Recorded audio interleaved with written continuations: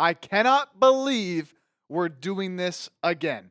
The Ben Simmons rumors seem to come up at least once a year. And right now, Sixers fans all over social media are talking about the idea of bringing Ben Simmons back once again. Although this time, it's kind of because of Ben himself. We'll get into this whole situation. But before we do, let's just get the question out of the way early here.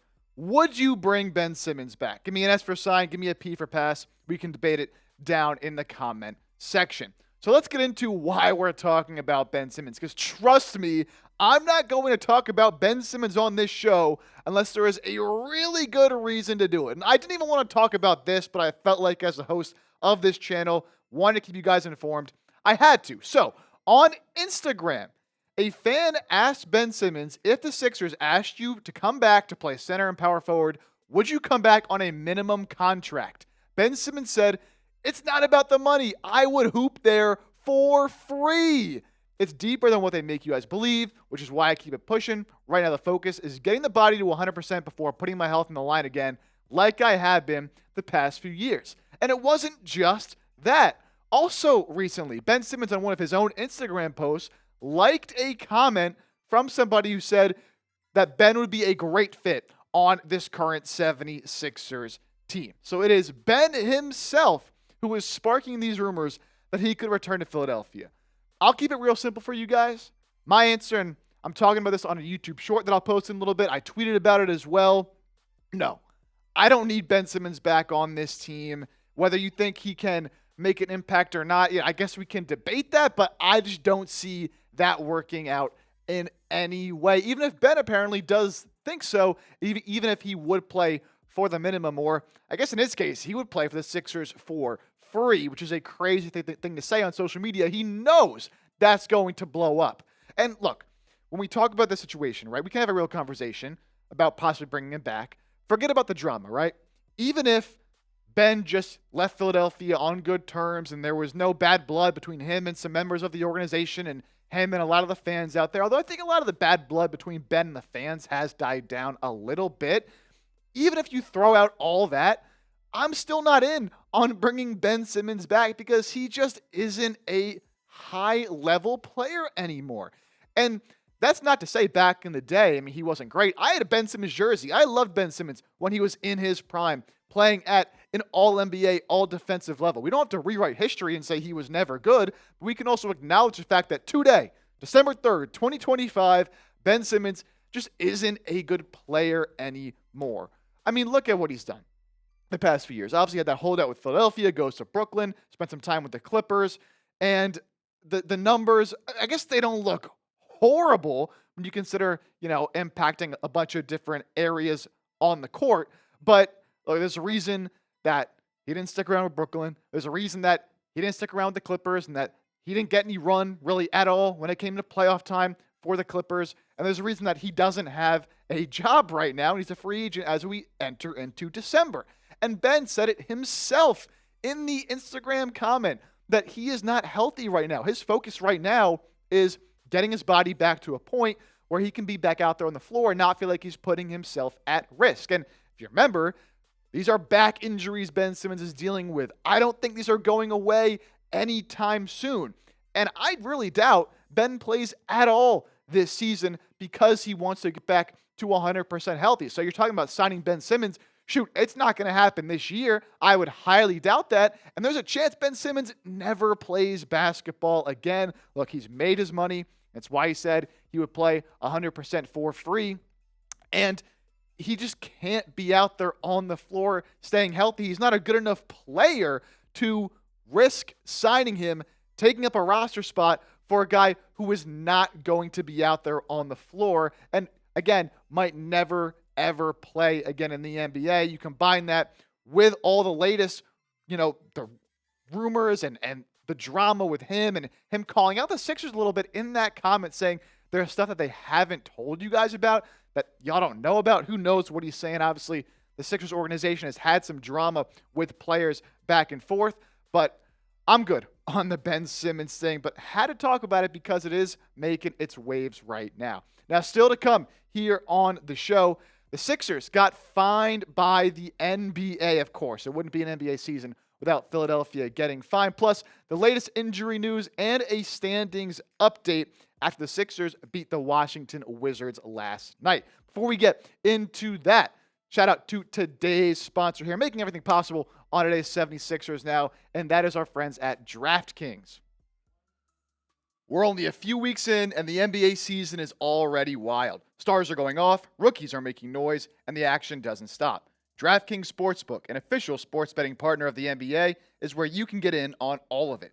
Don't forget, the Emirates NBA Cup is rolling along. Big moments, big matchups, and a whole lot on the line. Don't miss out. Jump in and bet on the action today.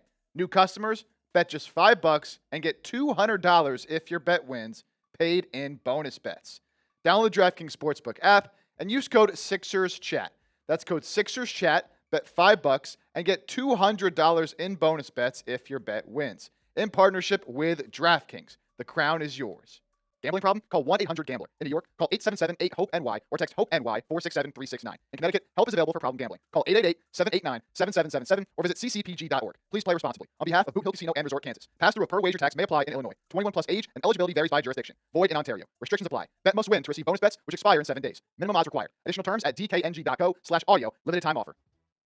Busy night across the NBA. Sixers do not play tonight, but a lot of other teams do. And some picks I like out there. Denver is 7.5-point favorites against the Indiana Pacers. Pacers are awful. Knicks coming off a loss to the Celtics last night. I think they bounced back against the Hornets, who've been playing better ball of late. -8.5 favorites there.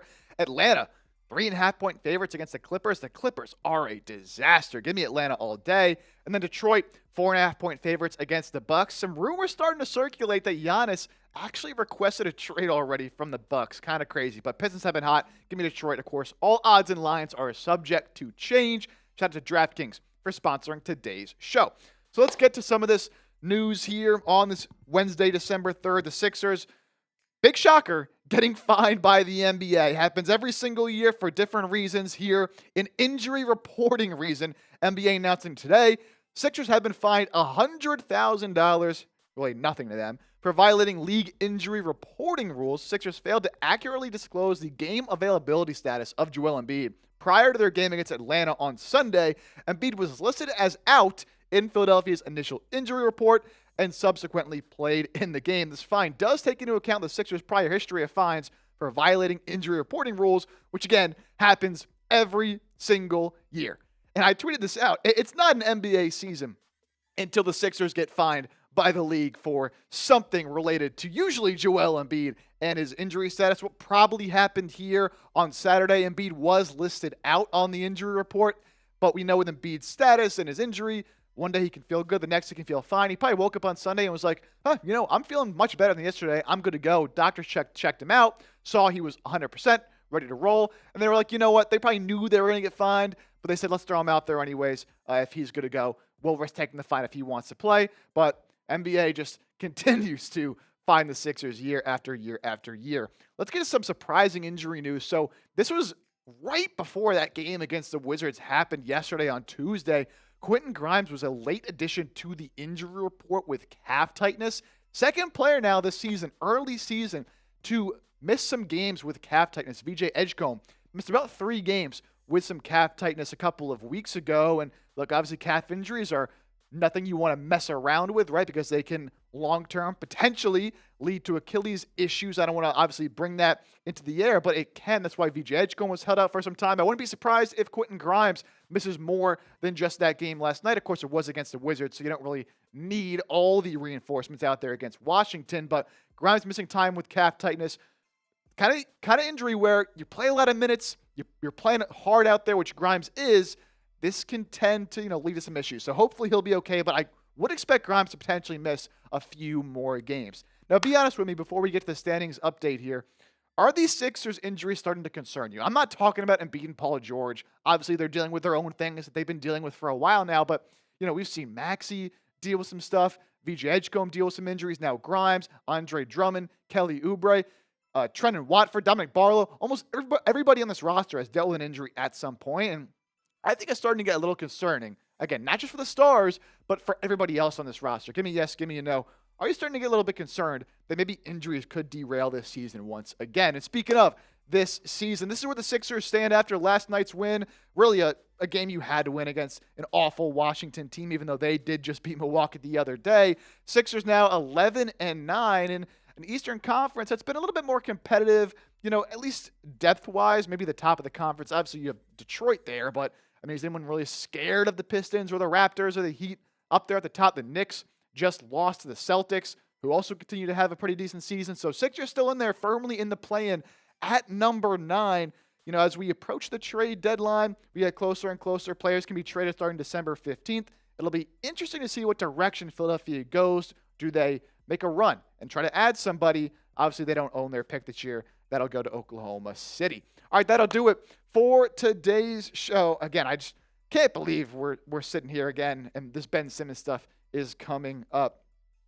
I can't have him back on the roster. As I mentioned, though, players can be traded starting in 12 days, December 15th. You want to stay updated on everything going on with the Sixers? We got you right here on 76ers Now. So hit that sub button, turn on your notifications, and do not miss a thing.